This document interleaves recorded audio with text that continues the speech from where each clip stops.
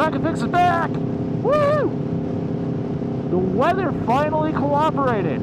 Dude, it's been like, I don't know, 2 weeks. We had that last ride, and then all of a sudden a snowstorm hit, and then it was just cold and miserable. Like, we're talking, we were averaging like in the 20s and 30s. We had a few days that were in the 40s, but honestly, like, that kind of weather on these tires, the Super Corsas, like, forget it. There's no way. With this much power, I know I've got like traction control and everything, but dude, screw that. Yeah, you guys missed a lot. A lot of life updates. I was in the ER on Thanksgiving. For me, I'm fine, I promise. I wasn't fine, obviously, but I'm fine. I won't get into too many details, but basically I have to go back to get re-examined and checked out here in January to see if I've completely healed or not. Because what happened to me is definitely not something that I would have ever pictured happening to me ever. Not once in my entire life did I ever figure that that was going to be a thing. So, yeah, when I get through it, I'll share like some more details if anybody wants to know. But yeah, that was not a good time. I did try to ride literally like the day after I got out of the hospital and discovered how bad of an idea that was pretty quickly. Because my body just like, I was mentally there, but my body wasn't. So I made the decision not to record that ride just because about 20 minutes into it, not even, I think it was like maybe 15 minutes into it, I was like, nope, I'm going to pass out and this is going to be a bad thing, especially on a bike. Like, Rocket Fix is going to disappear because I'm going to disappear. Yeah, it's going to be bad. So, what up? How was your holiday? Did you guys have lots of good turkey? Cool. Fucking Inferno here has been a trooper, a literally trooper. Like, not a single complaint just sitting there at all. Like, we're talking the battery hasn't needed to be hooked up, nothing. This thing has just been freaking rock solid. Now, you compare that with Rosa, my F3, that damn bike, oh my god. If I left that thing off the trickle charger for like a day, it would have been like, battery? What battery? I don't know what you're talking about. So, it's currently like 60 degrees outside in December, like mid-December basically. So go figure. But it's a little windy. It's a weird day. Like, you know, I'm not complaining because, you know, as long as the gusts aren't going up to like, you know, 40 some odd miles an hour consistently, then all right, I don't care. It might screw up the audio, but I don't know that. You don't know that until you try. So, you will notice that there are a few differences in the audio this time. I'm trying something new. Hopefully it sounds okay. If it doesn't, then this is gonna be an interesting video for sure, at least for editing purposes. But what I did is I got a new mic 3, and I'm using that in the helmet now.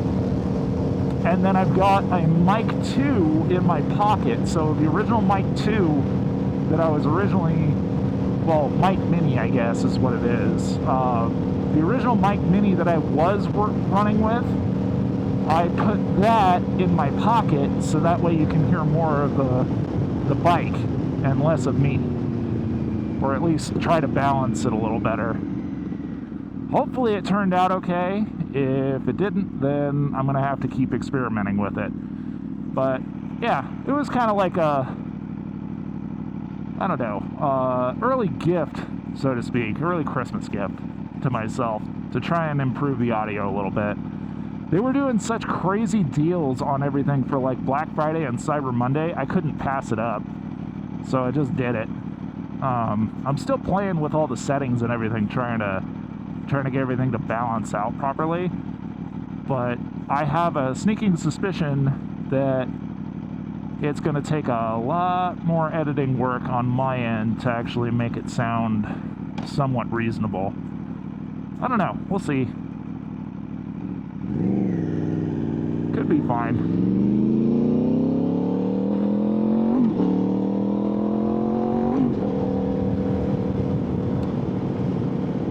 So there's been a lot of changes going on lately. And in particular, what I'm talking about is Formula One. So the damnedest thing happened. We had 3 drivers vying for the championship. We had Oscar Piastri, we had Lando Norris, and then we had Max Verstappen, who had a freaking amazing comeback. Like the last couple races that he won just like in a row put him right back into contention. And he even won the last race of the season, Abu Dhabi. And he missed out by 2 points to Lando Norris on the World Driver's standings. 2 points! Ugh. That sucks. That really sucks. Like, I honestly, as much as I'm a Lewis Hamilton fan, I was really hoping that he would pull another one. Like, I don't know why, but I had it in my head that if he won another one, then, you know, with this new season that's coming around, because he damn near ended up winning it. I mean, he won the race and he ended up losing it by 2 points for the championship. But I had it in my head that if he won, you know, this 5th straight, basically, driver's title, then in my mind he would basically, like, he would either be put up or shut up for 26 with the new regulations, and we could figure out if it was really just a fluke or if it was the real deal. I'm not saying that he's the fluke in terms of skill at all, not even a little bit.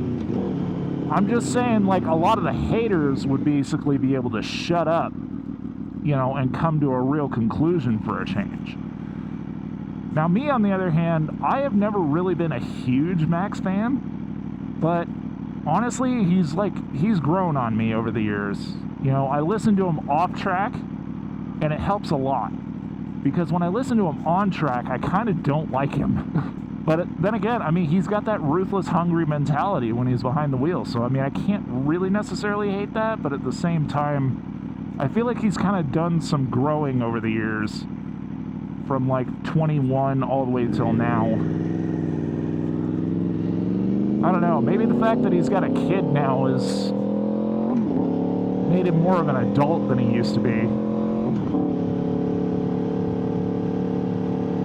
Beyond that, there's some speculation going on that VR46, so Valentino Rossi's, like, you know, program or company or whatever, is going to throw backing to an Aprilia race team next year for MotoGP.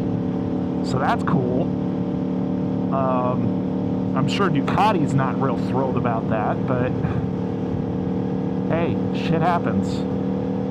You want the best, you got to keep impressing them, and I don't think strategically they're doing that, which is why Valentino is basically going, you know what, we want to throw our backing behind a race team that's definitely got the chops and is, you know, they're pulling a movement, so to speak. Because yes, Marc Marquez was out for the last couple rounds from his shoulder injury. What are we doing here? And even the Aprilia chief admitted that, like, if he had been on the grid, the results probably would have been very different. But that said, Bezecchi, holy shit, like, what a run he had. I'm really looking forward to next season and seeing him back out on track. I have a feeling he's probably going to be a real serious contender. So we'll see. Hopefully that ends up being the case. I'm really hoping Aprilia actually comes back this season and actually stops Ducati's reign of dominance. There's some kind of bullshit going around right now that I guess MotoGP is trying to, or maybe it's the FIA, they're trying to basically rule that the wings that are behind the rider's legs on the RSGP are a safety concern and they want them removed or something. And quite frankly, that hasn't been the case all season long with 2025. So I don't really understand where the fuck they're coming from, other than I think somebody's trying to fucking stop their damn dominance, and I'd be willing to bet you anything it's Ducati that's basically trying to put the word in their ear to stop them. Which is bullshit in my opinion. But we don't know for sure. I'm just guessing. So beyond racing related things, what else did we miss? We missed a new Subaru that we didn't talk about. Apparently Subaru is planning on bringing the STI back, so that's cool. I actually really like the B concept. So it's the gas powered version, because they brought two concepts. They brought the electric version, which it looks cool, but it's electric, so it's automatically a no for me, because I'm just not in with electric. But then they brought the B concept, which is gas powered, and it's a hatchback. So it's like, you know, the old, it's the old one that like they did after the Hawkeye with like the pig nose.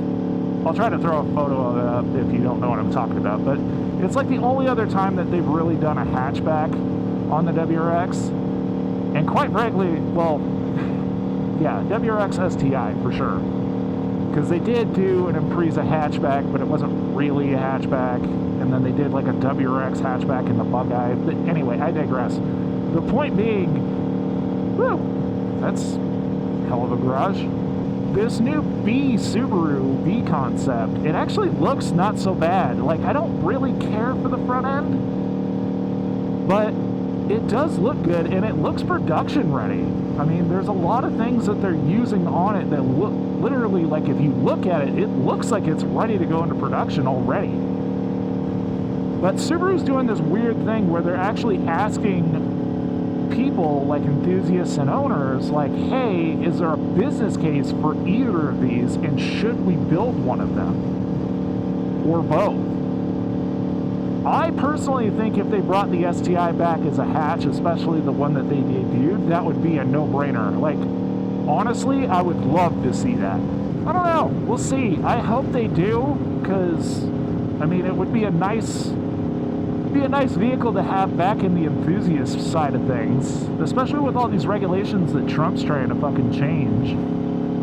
I mean, like the miles per gallon, like mandated thing that was supposed to happen in 2050 that basically said every car should average like 50 miles to the gallon or some shit like that, or every manufacturer's like total MPG average should be 50 miles to the gallon. I mean, that was never going to be attainable unless, you know, we came up with some drastic new technology that basically just reset everything, right? And that just wasn't going to happen. So, anyway, point being, the new estimated target for manufacturers by 2050 is 35 miles to the gallon, or 35.1 or some shit like that. Which, in my mind, I mean, that's a win-win. We all get to have our enthusiast cars again, and anybody that really just wants a commuter can have a commuter. Especially considering he really wants K cars to be a thing again, which, I mean, if he really wants to fix that bullshit, he needs to make that chicken tax bullshit that's been around since like the 50s go away. Because that's more or less what's fucked all of our vehicles that don't come here from Europe. because they don't meet our regulations and our fucking, you know, standards between the EPA and, you know, Department of Transportation and all that shit have institutionalized. So, we'll see.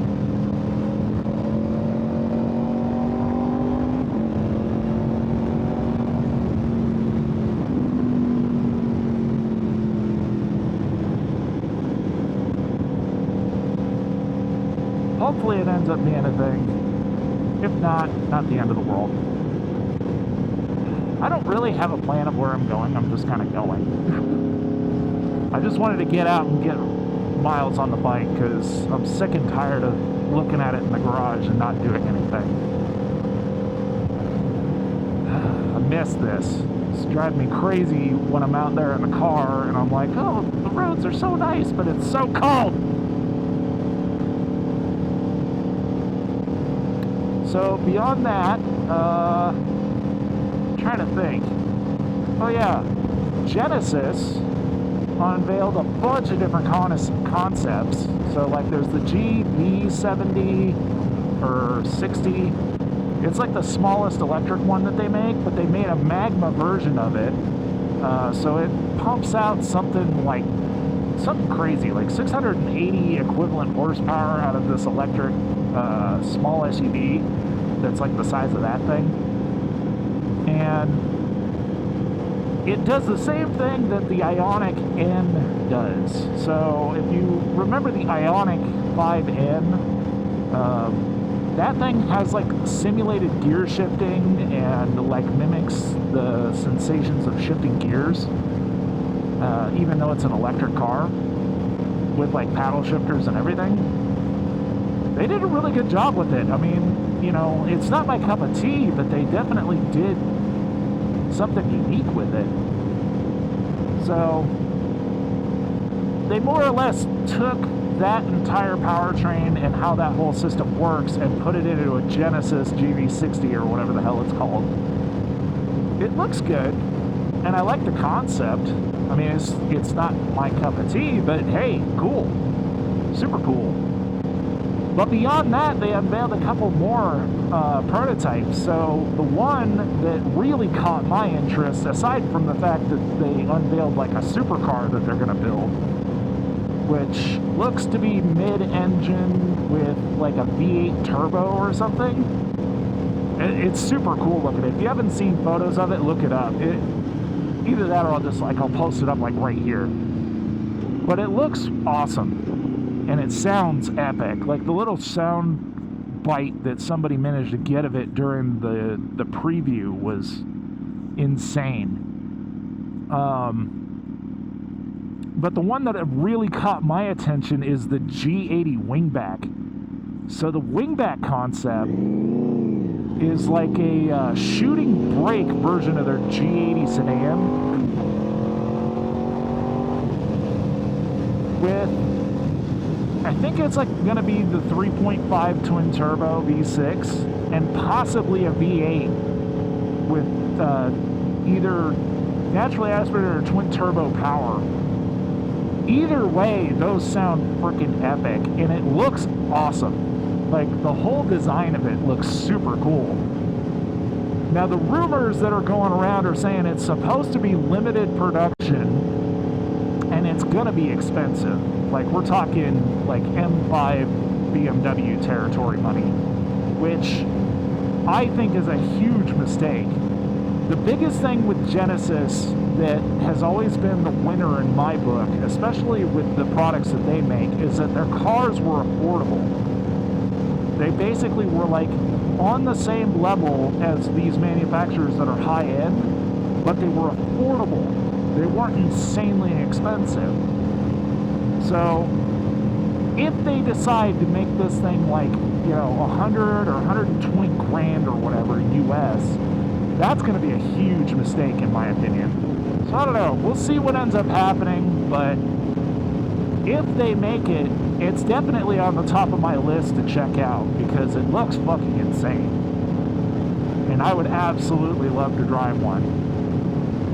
So, what's new with Inferno? Well, Inferno has a couple parts waiting for install right now. The big one is the BT Moto Flash Tune. And the problem is that they basically require that thing to be installed after your first service. And right now, I'm not even close to it, so we're talking 167 miles as of this moment, and I gotta wait until 600 before I can actually get the tune installed. Because otherwise what'll happen is, like, you go to install that tune and then you pull it off, put it back to the stock file to put it, you know, ready for dealer servicing. And then when the dealers do, like, whatever software updates or anything that they need to do, there's a good chance that it could mess with the tune, and then it'll be basically bricked, and you'll have to start all over again with a new tune and pay for it, which I'm not down with. I'm not planning on doing that shit. So that's a bummer, number one. I have the flasher and everything.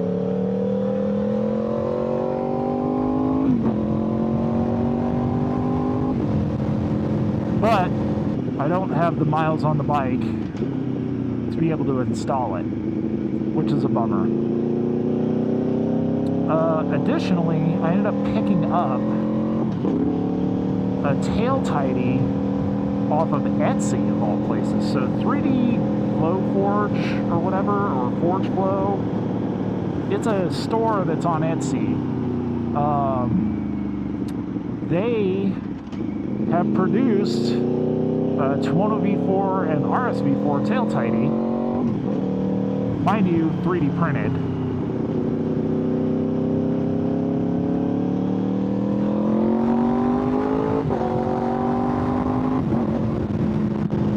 It's 3D printed and it's ironed, so it's got like really good like quality to it. Like, it looks nice and it looks sturdy. I need to throw it on. I still haven't done it yet. I've been so busy with all this other shit that I got going on right now. But it's gonna be a nice like cleanup of the bike. It's gonna look so much better. When I do that, I don't know, I'll throw a reel up on Instagram or something like that, and maybe I'll port it over to here on YouTube as a short as well. So that way, you know, if you don't have one or the other, you can see it on both. Yeah, I think that's about it. I'm trying to think of what else I could possibly be missing. Okay, that's a first. I've never seen a Honda Element with a grill guard on it before, let alone tail light guards. I mean, I think the original concept for those was supposed to be like brush guards for, like, if you were doing off-roading or limited off-roading. Based on what I'm looking at, that thing does not have any off-road capability. If it does, it's going to end up in like the trash can because it's broken. But what do I know?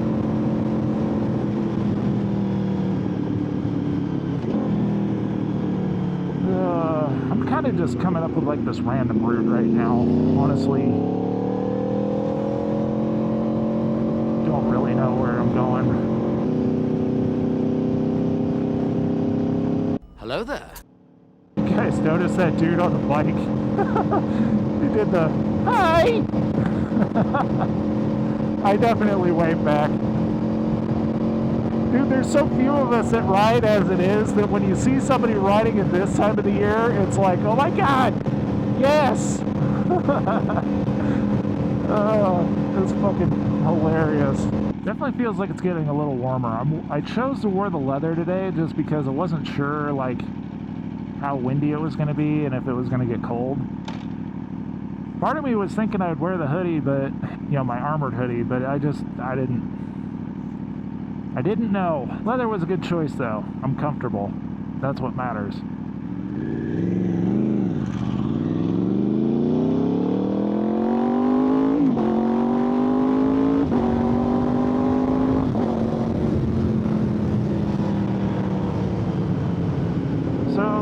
going back to like F1 and MotoGP for a second, there's this new thing that happened. I want to say it was like 2 or 3 months ago, but essentially what happened was Apple ended up buying the streaming rights or something to Formula One. So those of us that have Formula One TV and are like subscribed through Formula One directly, we're not going to be able to do that anymore. Like literally Apple is going to have all the rights to it and basically take away that subscription and put it on Apple TV of all fucking things. And the only thing that I can keep thinking about with this is like, okay, so say you end up doing this, right? Are you still going to be able to reliably give us the same kind of coverage and information that we previously had with Formula One TV? Because if you can't, then what the fuck is the point? Like, I know you're doing it as a business thing and you're trying to generate revenue through it, but come the fuck on. That's collectively just hurting the sport in terms of engagement. So dumb. It's not like everybody in the world has fucking Apple TV, you know? Like, they have some shows and some movies on there, but it's not like they have, like, the end-all, be-all platform that everybody should commit to. You know? It's not like Netflix where they're trying to fucking swallow Warner Brothers and turn it into, like, guess what? We have the most shit. It's like, yeah, well, you guys pretty much already did, but, you know, you guys bitch whenever we fucking share our goddamn accounts with our fucking parents. Real dumb. Real fucking dumb. So anyway, that's happening, and I basically got pissed. I'm like, this ain't fucking happening. So what I did was I ended up buying a subscription to MotoGP. I'm like, alright, fine. You know what? Fuck it. If I gotta fucking be relegated to fucking Apple TV for Formula One, and I'm already starting to have my doubts about the 2026 season with these new cars, then fine. I'm gonna have an alternate racing platform to enjoy whatever the fuck I want to enjoy on my dime, period. So, I got the subscription while it was on sale to MotoGP. And now I have full coverage of MotoGP whenever the hell I want to open it up. I don't have to waste my time trying to look for it on cable or satellite or whatever. I have access to it, period. End of story. And it was the best decision I think I've ever made, because I already have access to like all the MotoGP testing that happened at Valencia. And that was super cool to watch as well. Win-win in my book. I've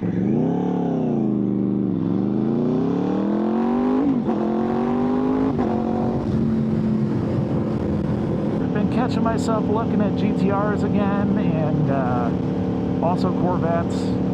I don't know, I've just been kind of looking at the car market in general. The car market in general right now is kind of fucking on its head. It doesn't really, like, make any sense to me whatsoever. Because cars that used to be like, you know, 30, 40 grand or whatever in the used side are now going for like 50, 60 grand in the used side. And then the new cars that are basically the same model but just the new, you know, model are going for the same fucking price as the old stuff. Explain that to me. How does that make any fucking sense? Especially when the dealers are literally giving you, like, less money for your trade-in than they used to. Seriously, like, if you were to trade in your used vehicle right now, they will not give you what the fuck you expect for it. Like, CarMax literally came out yesterday or, like, the day before or whatever. And this applies to Carvana, too, because they're basically the same company. But more or less, they came out and they said, oh yeah, by the way, your vehicle trade-in is worth 11% less than it was before because we can't pay you for it. And you know why? because they're not selling anything. Nobody is out there buying new vehicles. Not nearly the same numbers that was happening here like a couple of years ago. Quite frankly, I think auto manufacturers have missed the fucking ball when it comes to what consumers demand. Not to mention the fact nobody wants to spend fucking 80 grand on a basic stripped out fucking vehicle like a Grand Cherokee. Perfect example. You know what I mean? Like, these cars are so fucking expensive now with all the tech and everything that they load into them.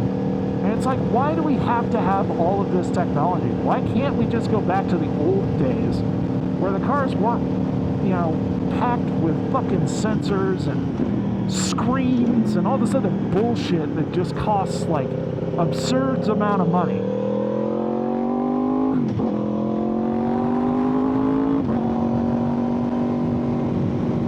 I think that's kind of more or less what Trump was trying to get at. You know what I mean?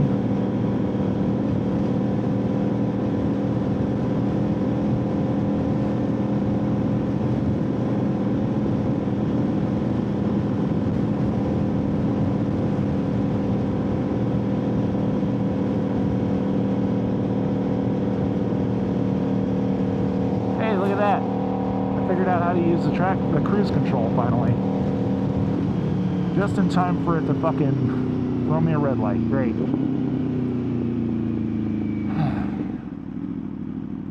Okay, so this cruise control is not very intuitive, but it does work.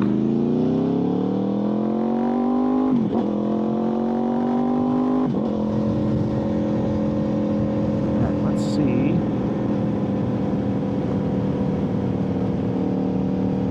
There we go. Cool.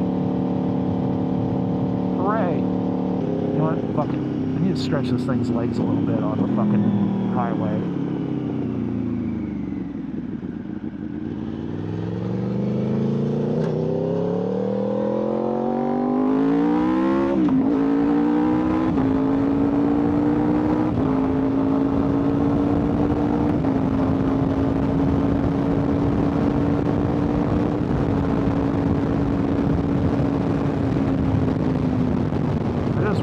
That was a cop.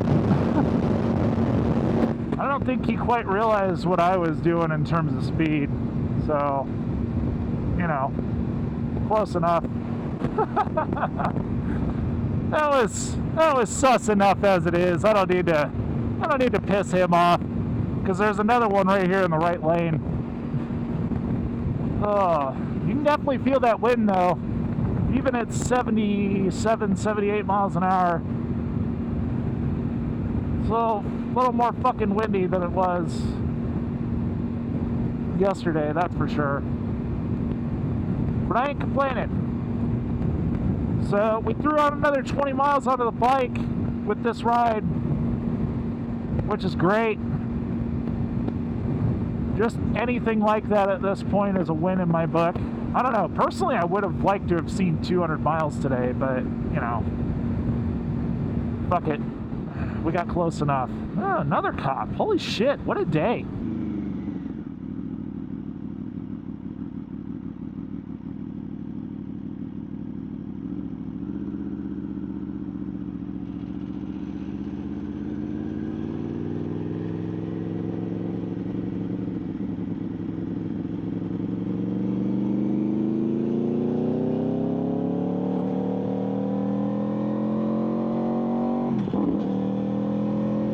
Nice blue manual Supra.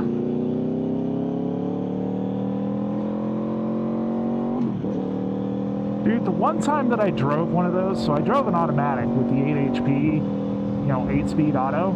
I really enjoyed it. I thought it was a great car. I thought it was a lot of fun. Really fucking fast, especially for stock power.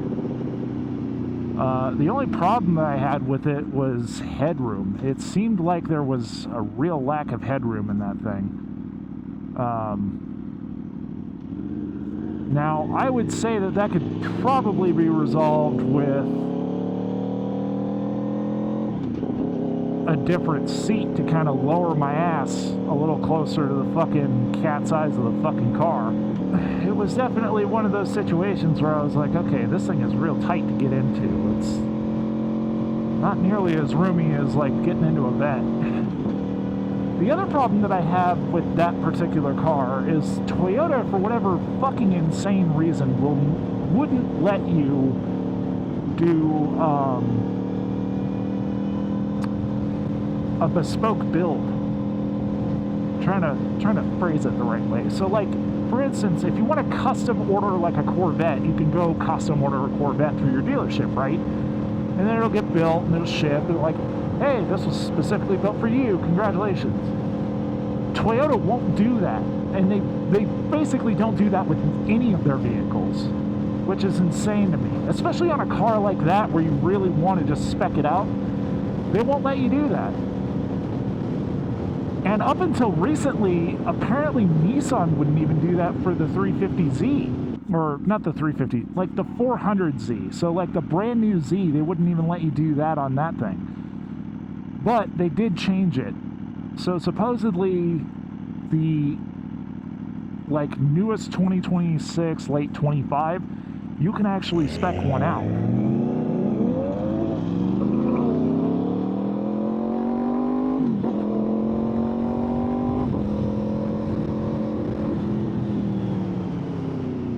Dude's lucky that I'm not fucking broken in. He's real lucky. If I was broken in, that thing wouldn't have stood a fucking chance. Because I know what the fuck this bike is capable of. That poor bastard has no idea. It's been a fun time, guys. I am so glad that we got this ride in. I don't know when the next one's going to be. The weather's kind of like... It's looking like it's going to be good for the rest of the week, but... I don't know, if it ends up being kind of like it is today, where it's like nice-ish, then for sure, but if not, don't count on it. We'll end up having to hold off until whenever the fucking next weather cycle comes around that we can actually enjoy ourselves a little bit. I know for certain I'm literally just watching weather every week, looking for those opportunities that are consistently 55 or above. Today, it looked like was going to be the best day out of like the whole week, but we might be able to sneak one more ride in later this week. I don't know yet. So until then, it's been real, it's been fun, and I will catch you guys on the next ride. See ya!